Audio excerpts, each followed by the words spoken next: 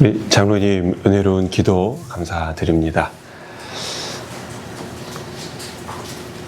장로님 기도하시는 동안 또 많은 성도님들이 자리해 주셨습니다. 우리 광유연교회가 2025년에는 더욱 모이는데 힘쓰고 또 말씀으로 모이는 것뿐 아니라 밥도 같이 먹고 또 많이 이야기도 나누고 삶을 특별히 많이 나누면 좋겠습니다. 그래서 속마음도 터놓고 같이 눈물도 흘리고 같이 위로하고 용기를 주는 그런 공동체, 예수님 안에서 우리가 하나 된다는 것이 그러한 모습인 것 같아요. 그래서 성령이 함께 하실 때 우리 장로님 기도와 같이 우리 마음에 사랑이 넘치고 사랑을 우리 공동체 속에서 충분히 나누면서 함께 신나고 재밌고 행복한 그런 교회가 되면 얼마나 좋을까 꿈꾸고 또 바라봅니다. 또 기도하겠습니다. 우리 지난주 이수길 목사님을 모시고 사경회를 했고 또 지지난주에 저도 우리 제 4장을 함께 좀 나눴습니다. 그런데 우리 목사님과 좀 이야기를 하면서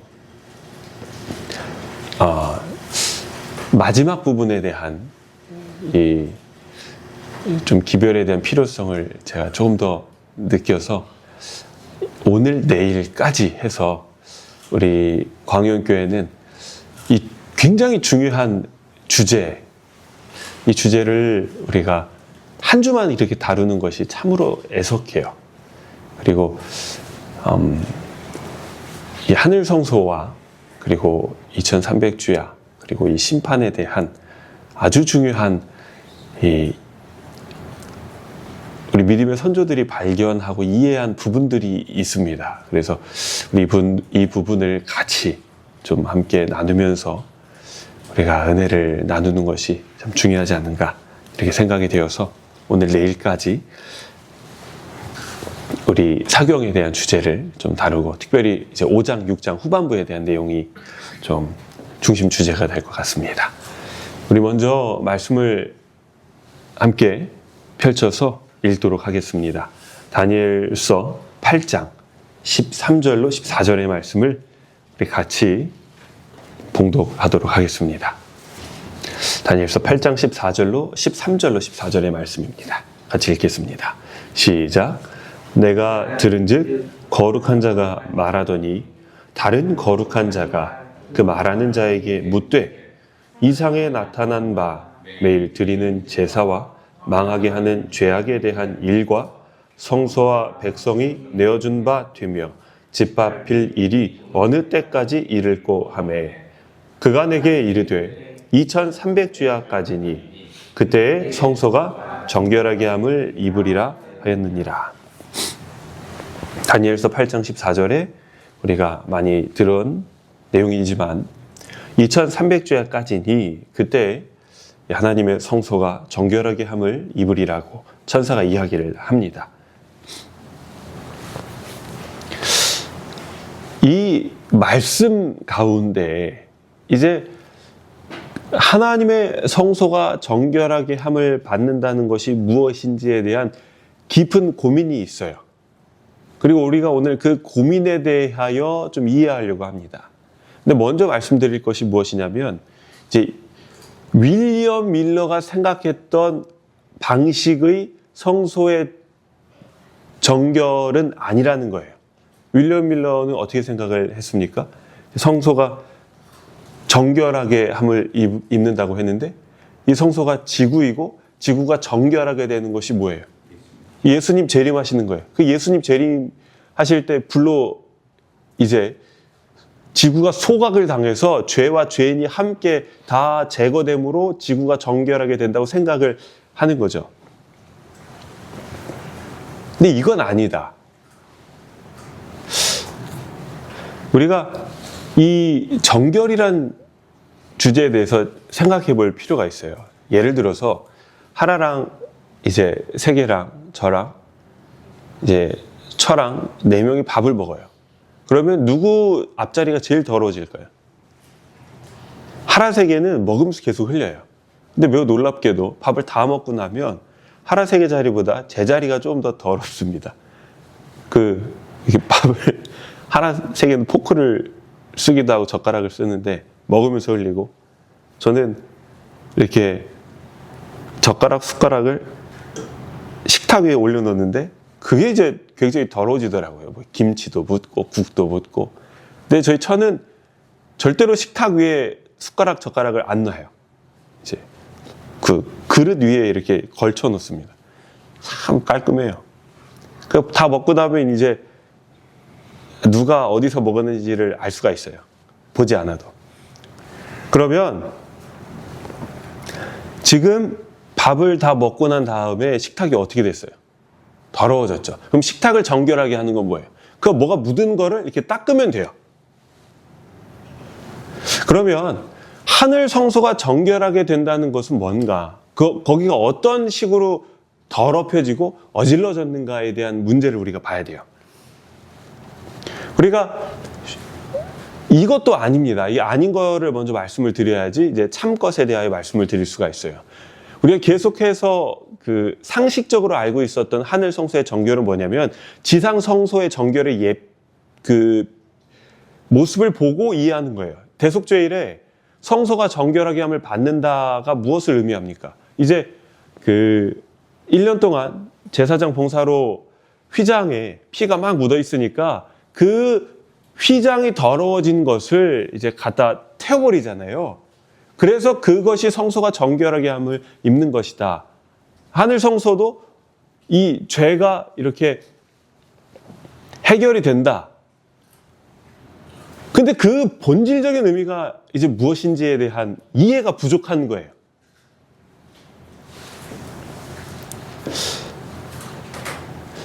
실제로 하늘 성소에는 그런 어떤 휘장이 없잖아요. 예수님 자체가 휘장이시고 찢겨지신 휘장을 상징하시죠. 그리고 예수님이 죄를 다 짊어지고 이제 가셨으니까 이것이 무엇을 의미하는가? 여러분, 영국의 작가 조지 오웰이 쓴 동물농장이란 소설이 있어요. 혹시 보셨나요? 공산주의를 이렇게 잘 설명하고 있는 책인데요. 여기에 보면 동물들이 있어요. 동물 농장에 동물들이 있죠. 근데 그 동물들이 이제 사람이 하도 난폭하게 자기들을 대하니까 쫓아내요. 그리고 자기들끼리 이제 자치 농장을 세워요. 동물들이 서로 연합해서 잘 살아갑니다. 그런데 그 동물들 중에서도 조금 더 똑똑한 동물이 있고 조금 이렇게 순종적인 동물이 있고 그래요. 똑똑한 동물은 돼지고 순종적인 동물들은 이제 말 이러는 거예요. 그래서 말은 이 동물들의 정신적 지주예요. 동물들이 연합해서 뭘 하냐면 풍차를 세워요. 우리들도 할 수 있다는 걸 이제 보여주는 거죠. 풍차를 세우면 이제 동물들이 서로 돌면서 이 동력을 얻을 수 있으니까 그거로 많은 걸 할 수 있거든요. 할 수 있다는 상징물로 풍차를 세우는데 이제 말이 밤낮 없이 열심히 일합니다. 그 동물들의 대표가 돼서 다른 동물도 돕고 이제 그 가운데 이 돼지가 이제 머리가 좋아요. 그래서 규칙도 세우고 절대로 사람처럼 하면 안 된다. 이제 이런 규칙을 세워서 그거에 대한 행동 강령을 만들어요. 사람처럼 앉아서 먹으면 안 되고 사람처럼 자도 안 되고 몇 가지 사람을 따라하는 거에 대한 그 부분들을 금지시켜요. 시간이 많이 지나면서 동물들이 이 돼지에 대해서 이상한 낌새를 발견해요. 돼지가 하는 그 일들을 가만히 보니까 본인들이 자기를 이전에 사람처럼 착취하고 있는 것 같이 느껴지는 거예요, 이 동물들이. 그거를 조금씩 발견해요. 근데 이제 어느 날 이 농장에 사람들이 찾아와요. 근데 이 농장의 대표로서 사람들을 만나는 동물은 돼지예요. 그래서 돼지와 사람이 앉아서 이제 어떤 일들에 대해서 논의를 하는데 이 동물들이 그 창가로 어떻게 하고 있나 이렇게 쳐다봐요. 근데 거기 앉아서 돼지들이 어떻게 하고 있냐면 이 동물농장에서 절대로 하면 안 되는 것이 사람을 따라하는 거거든요. 근데 사람처럼 앉아가지고 밥을 먹고 그 사람들이랑 게임을 하고 있는 거예요. 돼지가. 그걸 보고 이 돼지가 사람이 떠난 그 농장에서 사람 대역으로 자기들을 이제 갈취하고 있다는 것을 동물들이 보게 돼요. 이제 이게 문제예요. 아무것도 그 본 순간은 아무것도 바뀌지 않아요. 그냥 돼지가 있고 동물들이 있고 외적으로 물리적으로는. 근데 어디가 바뀝니까? 이 마음 가운데 신뢰 그리고 이 믿음이 산산이 부서지는 순간이 온 거예요. 그거는 가만히 보면 그 농장은 평화롭죠. 그 순간. 그러나 모든 그 농장의 질서가 깨져 버리는 그런 순간이 도래하는 거예요. 하늘 성소가 더럽혀졌다. 하늘나라가 뭔가 더럽혀졌다. 하늘 성소가 어디예요? 하나님의 보좌거든요. 근데 거기가 더럽혀졌다. 하나님께서 통치하시는 모든 우주에 이런 어떤 신뢰와 하나님을 향한 신뢰와 애정과 이런 믿음이 어느 순간 균열이 되고 이것이 돌이킬 수 없는 그런 선을 넘어버린 그런 때가 찾아와 버리는 거죠. 근데 우리가 이것을 이해하는 것이 굉장히 중요해요. 그것이 정결하게 된다는 것도 우리가 알 필요가 있습니다. 그 심판은 여기에서 시작이 되거든요, 사실. 여러분, 우리가 선악과에 대해서 고민을 해본 적 있으신가요? 도대체 선악과를 먹은 것이 무슨 큰 죄이길래? 그리고 이 문제를 이해하려면 율법에 대한 고민을 해야 돼요. 율법이 뭔가? 근데 이 율법을 우리가 아담과 하와와 선악과를 보면서 100%는 아니지만 많이 이해할 수 있어요. 율법의 본질에 대해서. 아담과 하와에게 하나님께서 주신 유일한 율법은 뭐예요? 선악과를 먹지 말라는 거예요. 먹으면 반드시 너희가 죽는다 이렇게 말씀하셨는데 아담과 하와가 이 의미에 대하여 전부 이해하지는 못했을 거예요. 그러나 아담과 하와가 이해한 건 뭐예요? 이거 먹으면 안 된다는 걸 이해했겠죠. 그것이 다른 말로 하면은 여기 한 선이 있는데 이 선을 창조주 하나님께서 절대로 넘지 말라고 제한하시는 거예요, 그들에게. 아담과 하와에게는 하나님께서 모든 자유를 주셨어요. 완벽한 환경과 완벽한 창조를 통하여 아담과 하와의 최고의 행복을 에덴 동산에서 보장해 주셨어요. 그리고 딱 하나만 제안하셨어요. 이 선악과를 먹지 마라. 그런데 중요한 건 여기서 우리가 반드시 기억해야 될 건 선악과를 제한하는 것이 아담과 하와의 최대 행복에 조금이라도 해가 되는가? 어떻게 생각하세요? 전혀 해가 안 돼요. 하나님께서 그렇게 만들어 놓으셨거든요. 그런데 우리가 하나님께서 아담과 하와에게 가장 큰 자유를 주시고 뭔가를 이렇게 제안하셨다는 것이 무엇과 유사하냐면 부모들이 자녀에게 뭔가를 하지 말라 그래요. 많이 있죠. 사탕도 많이 먹으면 안 되고 밤 늦게 놀아서도 안 되고 영상을 너무 가까이서 봐서도 안 되고 많이 봐서도 안 되고 친구들과 싸워도 안 되고 부모님한테 반말해도 안 되고 되게 많아요, 규칙이. 그럼 이런 제한이 이 아이에게 유익이 되는 것일까요? 아니면 안 되는 것일까요? 되는 거예요. 제가 오늘 하라한테 물어봤어요. 하라야, 엄마 아빠는 너희들한테 뭐든지 마음대로 해라고 해? 아니면 이거 하세요, 이건 하지 마세요 이렇게 해?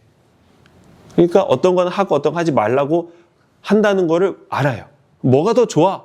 이렇게 물어도 후자가 더 좋다는 것도 알아요. 그럼 이제 질문을 드립니다. 하나님께서 아담과 하와에게 어떠한 유익을 위하여 선악과를 먹지 말라고 금하셨을 거예요. 그럼 그 유익이 뭐예요? 그러니까 이거를 우리가 이해하는 게 진짜 중요한 것 같아요. 근데 제가 이번 사경회를 준비하면서 제일 감사했던 부분이 이 부분을 이해하는 거예요. 같이 와보세요. 이 문제가 어디서 출발해야 되냐면 아담과 하와가 피조물이라는 것에서 출발해야 되는 것 같아요.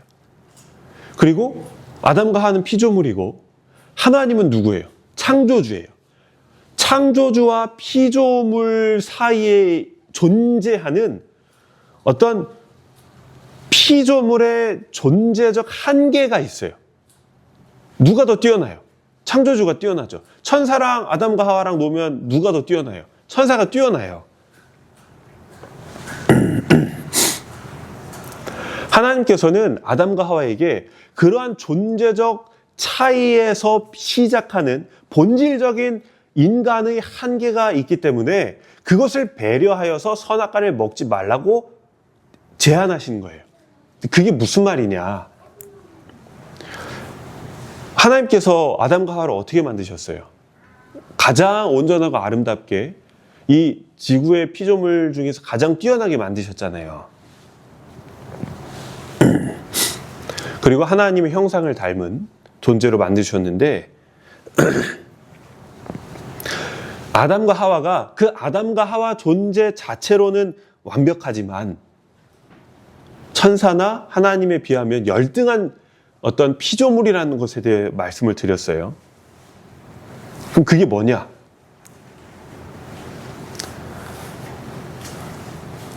아담과 하와는 피조물로서, 이건 모든 피조물에 해당하는 부분인데 자존할 수 있어요, 없어요? 이 진짜 중요한 부분이에요. 자존이란 말은 무엇도 포함하냐면 독립적으로 혼자서 생각하고 혼자서 마음을 지킬 수 있어요, 없어요? 그래서 하나님께서 아담에게 하와를 만들어 주신 거예요. 관계 속에서, 사랑 속에서 인간은 기대서 사는 존재예요. 예수님께서 그래서 사람들에게 나는 포도나무고 너희는 가지니까 이 나무에 붙어서 살아라라고 말씀해 주시는 거예요. 이게 인간의 어떤 존재적 한계를 아시고 살기 위하여 주시는 그 생명의 처방이에요. 그러면 선악과가 어떠한 의미에서 이 아담과 하와의 본질적 한계를 돕는가? 동산 중앙에 하나님께서 선악과랑 이 생명나무를 만드셨어요. 근데 성경에 보면 생명나무는 물론 맛있게 생겼겠죠. 근데 하와가 선악과를 보고 뭐라 그랬어요? 이게 대단하게 하나님께서 잘 만드시는 거예요. 근데 그것도 동산 중앙에 있고 생명나무도 동산 중앙에 있고, 그래서 생명나무는 부조와 선지자에 보면 영생을 주는 능력이 있는 열매라 그랬어요. 그래서 그걸 따먹으러 이제 아담이랑 같이 가요. 그리고 그걸 딱 먹으면서 옆에 있는 뭘 볼 수도 있어요? 저는 봤을 거라고 생각해요. 동산 중앙에 같이 있으니까. 중앙이 너무 커가지고 이렇게 눈으로 안 보일 수도 있었겠지만 어느 정도 가까이 있지 않았을까? 봤을 거예요. 근데 그걸 보면서 뭘 기억해요? 하나님이 저거 먹지 말라 그랬구나. 그걸 딱 보는 순간 뭘 아냐면 하나님이 우리에게 그어주신 피조물로서 넘지 말아야 될 선, 창조주가 우리에게 주신 선을 기억해야 돼요. 그건 뭐냐면 나는 피조물이고 창조주 하나님이 계시기 때문에 우리는 반드시 어떻게 살아야 된다는 거예요? 하나님을 의지하며 하나님을 순종하여 살아야 된다는 것을 기억하게 해주는 것이 선악과예요. 여러분의 삶 가운데 하나님을 기억나게 해주는 장치물들이 어떤 것들이 있으신가요? 하나님의 말씀을 펴서도, 우리가 십자가를 묵상해서도, 교회에도, 그리고 우리가 11금도, 그리고 안식일도, 그리고 우리의 결혼 제도도, 그리고 심지어는 마태복음 24장에 있는 그 수많은 이 재림의 징조 때문에 이제 재앙까지도 예수님께서 오실 징조다라고 우리가 알 수 있어요.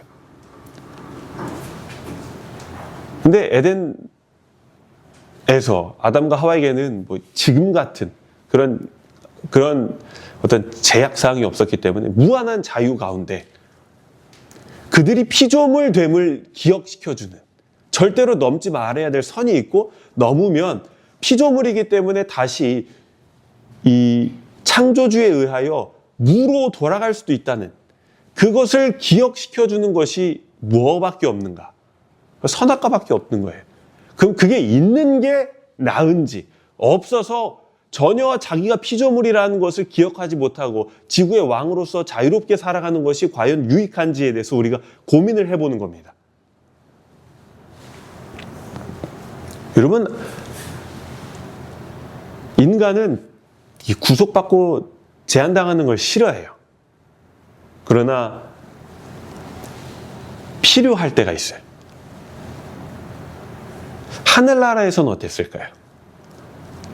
에덴에서는 선악과를 하나님께서 먹지 말라 그랬어요. 그 하늘나라에서는 천사들이 뭐를 못했을까요? 그런 선이 있었을까요? 없었을까요? 저는 있었을 것 같아요. 천사들은 할 수 없었던 어떤 것. 그리고 그런 것들이 조금 더 이렇게 제한돼 다른 어떤 것이 있거나 혹은 같은 것일 수도 있었을 것 같아요.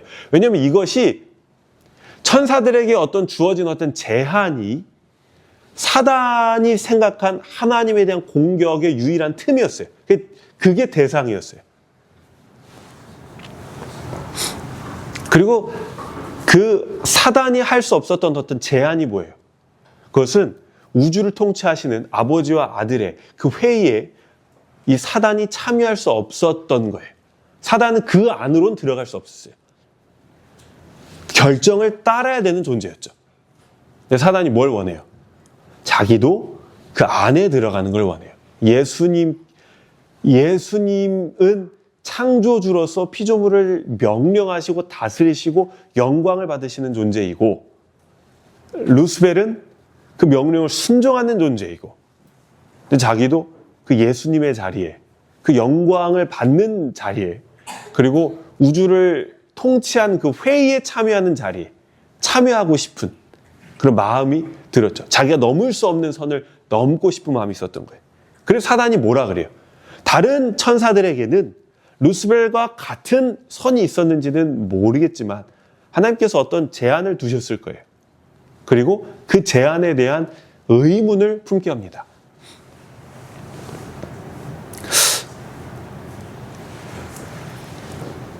하나님께서 왜 이런 금지사항을 만드셨을까? 근데 율법에는, 피조물에게 주어진 율법에는 그 어겼을 때에 대한 결과가 같이 와요. 결과가 뭐예요? 죽음이죠. 그러면 하나님께서는 이 선을 그어놓고 그걸 넘으면 반드시 죽는다고 하는데, 절대적 순종을 요구하고 그리고 만일 순종하지 않으면 죽는다고 하는데, 그럼 과연 이 창조주가 사랑인가? 너 어떻게 생각하니? 라고 묻는 거예요. 그러니까 지성적 천사들은 충분히 합리적으로 의심해 볼 수 있는 거죠.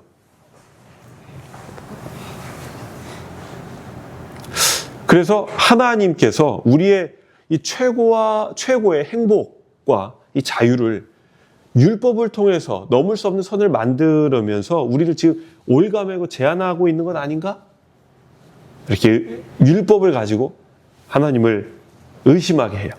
그리고 이 제안을 하와가 처음으로, 이제 하늘의 천사들도 받아들이지만 이 지구에서 하와가 이제 받아들입니다.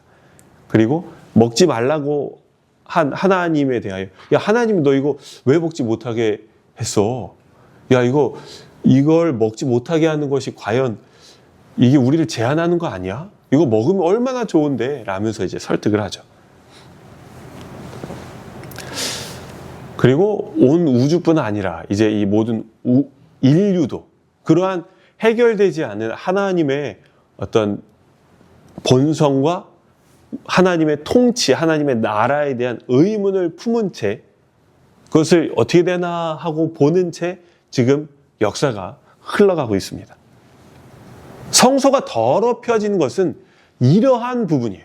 사람들의 마음 가운데, 그리고 우주 거민들의 마음 가운데, 하늘의 천사들의 마음 가운데 뭐가 생긴 거예요? 야, 하나님이 이 율법 이렇게 강제로 만들어 놓고 지키지 않으면 죽는다고 이렇게 경고를 하는데 이게 과연 맞는가?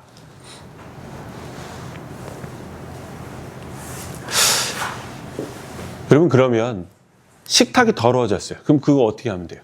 행주로 닦으면 돼요. 하라랑 세계랑 싸워요, 둘이. 그러면은 어디 가서 중재를 받고 해결하면 됩니까?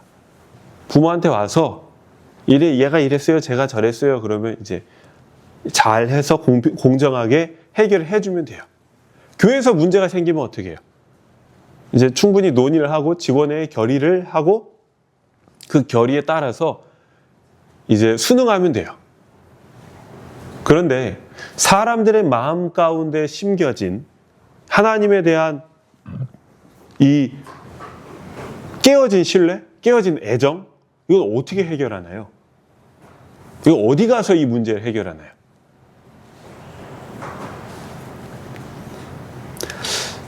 하나님께서 이 복잡하고 어려운 문제를 해결하기 위하여 만드신 하늘의 기구가 성소예요. 그리고 이 문제를 어떻게 해결하실지에 대해서 우리에게 가르쳐 주시는 것이 그 성소의 모든 기능들이고 그것이 지구에도 하나님께서 내어주신 이 지상 성소입니다. 그리고 여기서 이제 어떻게 이 문제를 해결할지, 이 문제의 본질들에 대해서 하나씩 드러내 주시죠. 자, 그러면 하늘 성소에 대해서 이제 좀 살펴볼게요. 하늘 성소는 이 죄의 문제에 대하여 하나님께서 해결하시기 위해 만들어 온 특별한 목적의 기구라고 말씀을 드렸어요. 그러면 하늘 성소가 이제 정결하게 함을 입는다. 이게 이 말의 의미가 이 윌리엄 밀러가 생각했던 것처럼 예수님 오셔서 지구가 불로 끝나는 그런 것이 아니라 또 구약 시대에 이 성소 대속죄일 날 성소의 휘장, 피 묻은 휘장을 가져다가 이렇게 성소에 있는 더러움을 깨끗하게 하는 것이 아니라고 말씀을 드렸어요. 실제로 이 대속죄일 날 성소에 있는 피 묻은 휘장을 치우면서 그것을 해결하면서 성소가 정결하게 한다는 그 정결함과 다니엘서 8장 14절에 성소가 정결하게 함을 입는다의 이 정결함이 단어가 달라요. 이 다니엘서에 있는 정결함이 훨씬 더 큰 의미를 가지고 있습니다. 이것은 죄의 문제의 해결, 여러 의심, 그리고 이 범죄한 사람들에 대한 이 처우, 그리고 죄의 근원인 사단, 그리고 죄 자체에 대한 소멸, 이 모든 우주의 이 부정한 것들에 대한 완전 해결에 대한 의미를 담고 있는 정결이라는 단어예요. 자, 그러면 이 정결이 과연 뭐냐? 더 큰 정결을 의미한다고 말씀을 드렸는데 바로 하나님의 정부가 바로 서는 거예요. 하나님의 보좌의 이 면목이 서는 거예요. 그 보좌가 공의롭고 그리고 그 보좌에 앉아 계신 하나님께서 사랑이시다는 것이 이렇게 드러나고 밝히 드러나고 그리고 그 밝히 드러남을 통하여 사람들의 마음 가운데 있던 의심 그리고 이런 불신 이런 것들이 다 사라지는 거죠. 이게 인정이 돼야 돼요. 그게 하나님의 보좌가 서는 거예요. 그게 이제 우주가 깨끗해지는 거죠. 그것이 성소가 정결해지는 거예요. 근데 여기 두 가지 문제가 있어요. 이제 이게 성소의 핵심이에요. 그것이 무엇이냐면 수많은 사람들이 이 정결하게 하려고 했더니 사단의 시험으로 인해서 너무너무 범죄를 많이 했어요. 이 지구에. 죽이고 살리고 괴롭히고 뺏고 남의 거 못 살게 굴고 그거 어떻게 할 거냐? 이 범죄한 인간들을 하나님 도대체 어떻게 하실 거냐에 대한 문제가 범죄 전에는 없었어요. 이 문제가. 근데 범죄한 이후에 사단이 하나님의 정부에게 준 아주 어려운 과제예요. 그래서 이 문제, 특별히 이 문제를 다루기 위해서 성소는 이 문제를 아주 집중적으로 조명하고 있습니다.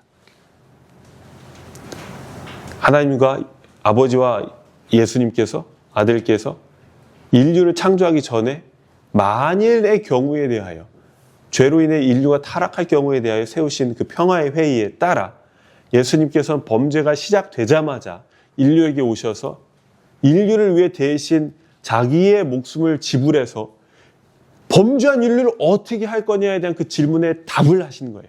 내가 대신 범죄한 인류를 대신해 그 목숨을 지불하겠고, 이것을 믿는 자가, 이것을 자기의 생명으로, 빛으로 발견하고 하나님께 간구하는 나오는 자가 생명을 얻을 수 있다, 다시 의롭게 함을 얻을 수 있다는 것에 대하여 성서가 분명하게 밝히고 있어요.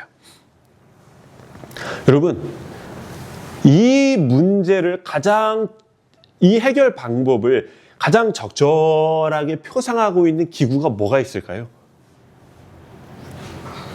이 성소 제도 외에 다른 게 생각이 나십니까? 다른 모델, 다른 형상, 다른 상징이 있을까요? 그거 없어요.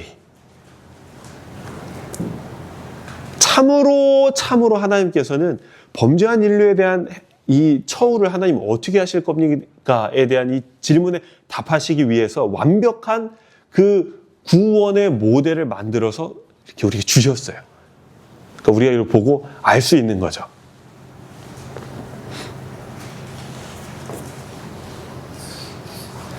우리가 성소에서 이루어지는 물두멍과 번제단과 그 성소 안에서의 모든 내용들은 여러분 다 아세요. 그래서 오늘 이것은 좀 넘어가고 딱 하나만 말씀드릴게요. 떡! 성소 안에 있는 떡. 우리가 참 중요해요. 하나님께서 우리에게 사람이 떡으로만 살 것이 아니라 하나님의 입에서 나오는 모든 말씀으로 살 것이라고 가르쳐 주셨는데, 우리가 이 떡이 뭔가? 하나님의 모든 말씀이죠. 그럼 하나님의 모든 말씀은 뭔가? 여러분, 하나님의 모든 말씀이 예수님에 대하여 증언하는 것이고, 예수님은 자기 몸을 이렇게 내어주는 상징물로서 떡을 나눠주시면서 이거 먹으라 그랬어요. 그럼 결국 그 떡을 먹는 게 뭔가? 하나님의 말씀, 창세기부터 계시록에 있는 모든 하나님의 말씀 가운데 나에게 은혜가 되는 그 말씀을 먹는 것도 물론 포함하지만 제일 중요한 것은 예수님께서 나를 대신하여 죽으셨다는 사실에 대하여 그 예수님의 몸을 내가 먹는다는 것을 이해해야 돼요.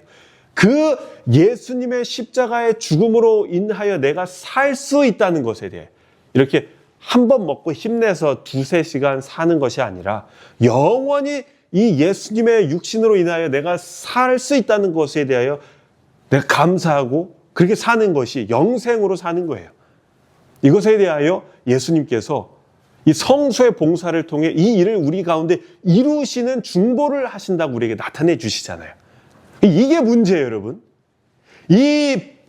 우리를 위하여 죽으시고 우리를 위하여 중보하시고 우리의 기도를 하나님 앞에서 간구하시는 예수님의 중보가 결국 무엇을 의미하는가? 여러분, 예를 들어서 예수님께서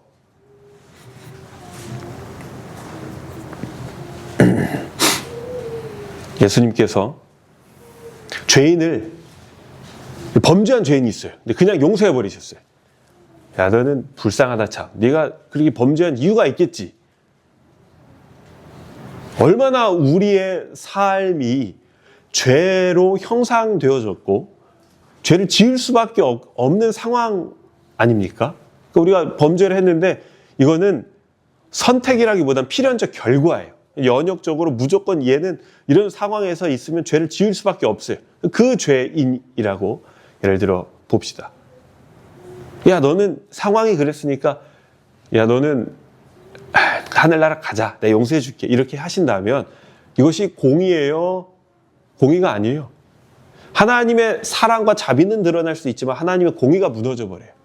하나님 이렇게 심판 못 하십니다.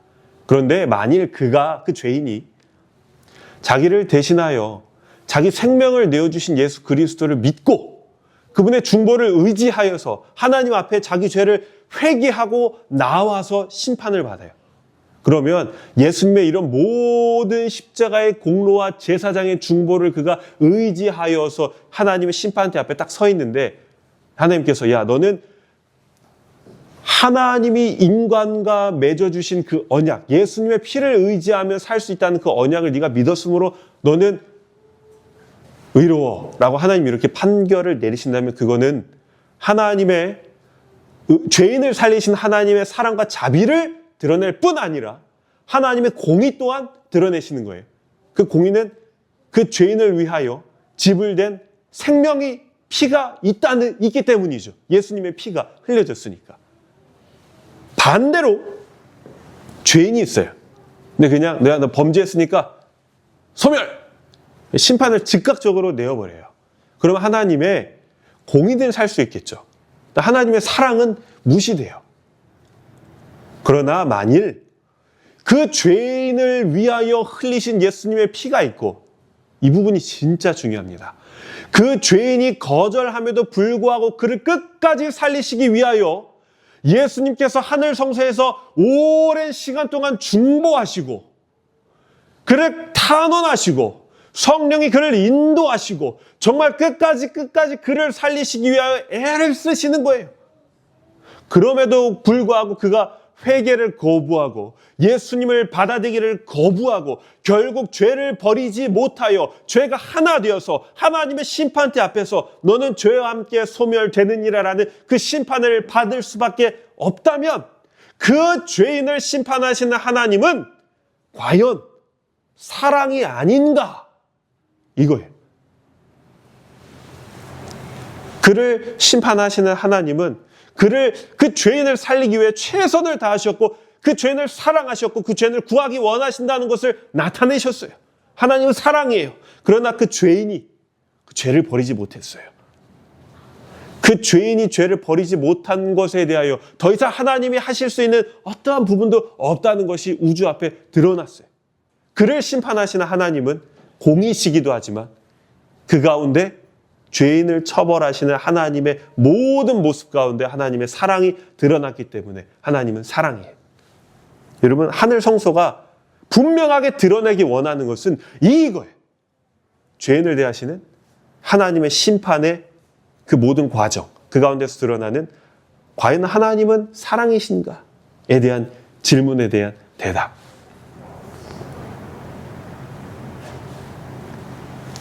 그래서 하늘 성소는 굉장히 중요합니다.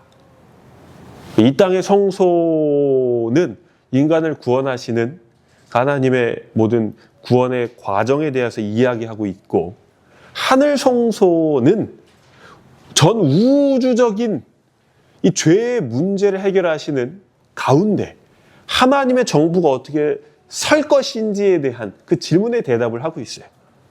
우리 이것을 발견해야 돼요. 자, 여러분, 사단은 하늘에서 이제 쫓겨나면서 지구에서 아담과 하와를 봐요.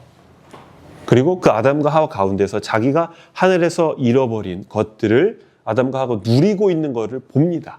그리고 질투하고 시기해요. 그래서 결심하죠. 저들의 행복에 내가 잃었던 것을 누리고 있는 저 아담과 하와에게 가서 저들이 나와 같은 처지에 빠지게끔 해야겠다. 시험하고 타락시켜요. 아담과 하와는 이 죄인이 구원받는 것을, 이 사단은 죄인이 구원받는 것을 절대 원하지 않아요. 그래서 예수님께서 죄인을 구원하시기 위하여 하시는 모든 봉사를 사단은 막고 싶어요. 공격합니다.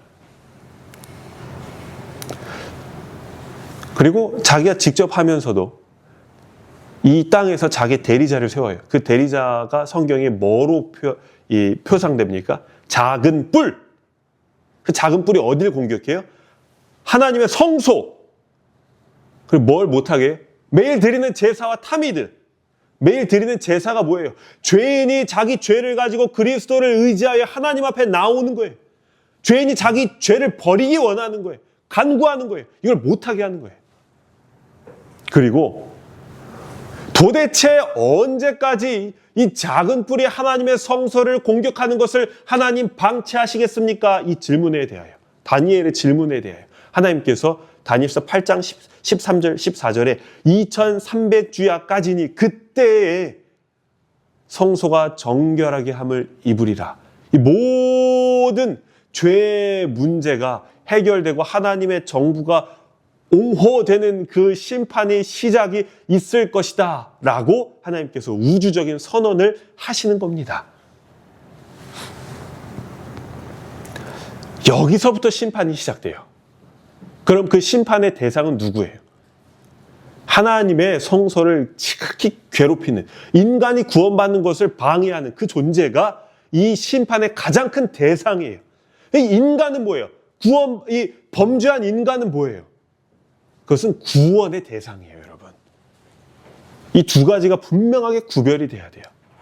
그래서 하늘 성소, 이 심판은 어디서 출발하는 것인지에 대해 우리가 분명히 이해해야 합니다. 그 심판은 이 질문으로부터 시작하는 거예요.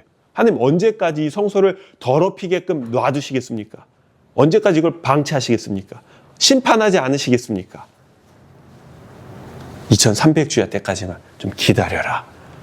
내가 심판하고 해결할게. 이것이 다니엘서 8장의 다니엘의 질문과 하나님의 대답이에요. 제가 한번 읽고 오늘 마치도록 하겠습니다.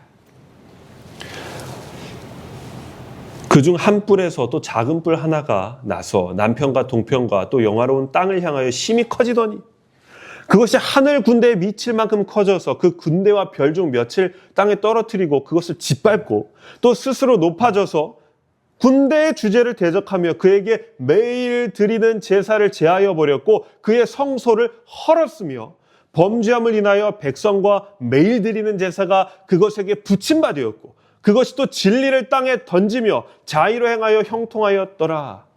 내가 들은즉 거룩한 자가 말하더니 다른 거룩한 자가 그 말하는 자에게 묻되 이상에 나타난 바 매일 드리는 제사와 망하게 하는 죄악에 대한 일과 성소와 백성이 내어준 바 되며 짓밟힐 일이 어느 때까지 이를 꼬하매? 천사가 뭐라 그래요?